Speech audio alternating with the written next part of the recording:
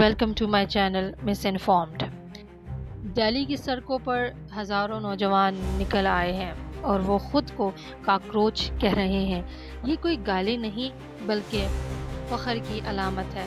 اس video میں ہم دیکھیں گے کہ کیسے ایک آن لائن جوک انڈیا کی سب سے بڑی پیسفل اسٹوڈنٹ موومنٹ میں بدل گیا۔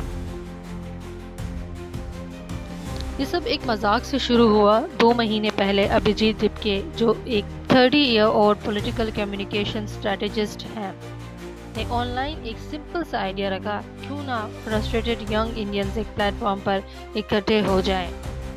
انہیں ایکسپیکٹ نہیں تھا اتنا بڑا رسپانس آئے گا، لیکن جیسے ہی ایک گوگل فارم کھولا گیا، ٹینس آف تھاؤزنڈ نے فوراً رسپونڈ کیا۔ یو کاکروچ جنتا پارٹی وجود میں آئی۔ نام کے باوجود یہ کوئی ریئل پولیٹیکل پارٹی نہیں بلکہ ایک یوتھ موومنٹ ہے جو ان امپلائڈ اور ایجوکیشن سسٹم سے مایوس اسٹوڈنٹس پر مشتمل ہے۔ انڈیا کے چیف جسٹس سوریا کانت نے مئی میں ایک کورٹ ہیئرنگ کے دوران ان امپلائڈ یوتھ کو جو جرنلزم اور ایکٹیویزم کی طرف ڈرفٹ ہو رہے ہیں، کاکروچز اور پیراسائٹ سے کمپیریزن کیا تھا۔ بعد میں انہوں نے کلیریفائی کیا کہ ان کا اشارہ صرف فیک ڈگری والوں کی طرف تھا، لیکن تب تک کاکروچ جنتا پارٹی بن چکی تھی۔ کہا یہ بھی جاتا ہے کہ cockroach Janata party actually P M Modi کی پارٹی بھارتیہ جنتا پارٹی پر ایک سٹائریکل جائب بھی ہے۔ کاکروچ کاسٹیومز میں پروٹیسٹ اور کلین اپ ڈرائیوز میں پارٹیسپیٹ کرتے رہے۔ ایک جوک سے پوری موومنٹ کی ویژول آئیڈینٹی بن گئی۔ اصل مسئلہ بہت زیادہ سیریس ہے۔ انڈیا کا education system. NEET exam India بھر کے میڈیکل کالجز میں ایڈمیشن کے مین گیٹ وے ہے۔ چین میں کوئی 2.28 ملین اسٹوڈنٹس نے یہ ایگزام دیا، کئی نے سالوں کی محنت کے بعد۔ پھر کچھ دن بعد یہ ایگزام کینسل کر دیا گیا۔ الیگیشن یہ لگا کہ پیپر لیک ہو گیا تھا۔ جن اسٹوڈنٹس نے سالوں محنت کی تھی انہیں دوبارہ ٹائٹ سیکیورٹی میں ایگزام دینا پڑا۔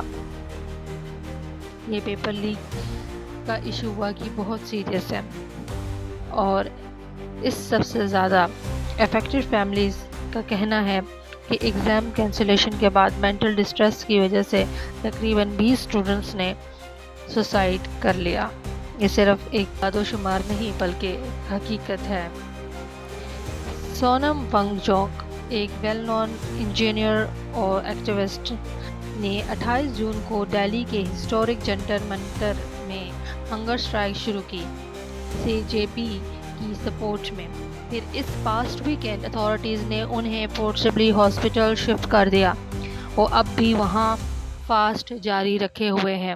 اس واقعے نے پوری موومنٹ میں نئی جان ڈال دی۔ 20 جولائی کو پارلیمنٹ کی طرف مارچ میں ہزاروں لوگ شریک ہوئے۔ ممبئی، بنگلورو اور گوا میں پیس سولیڈیرٹی پروٹیسٹ اور کینڈل لائٹ ویجلز ہوئے۔ یہاں سب سے امپورٹنٹ بات یہ ہے کہ یہ موومنٹ شروع سے آخر تک پیسفل رہی۔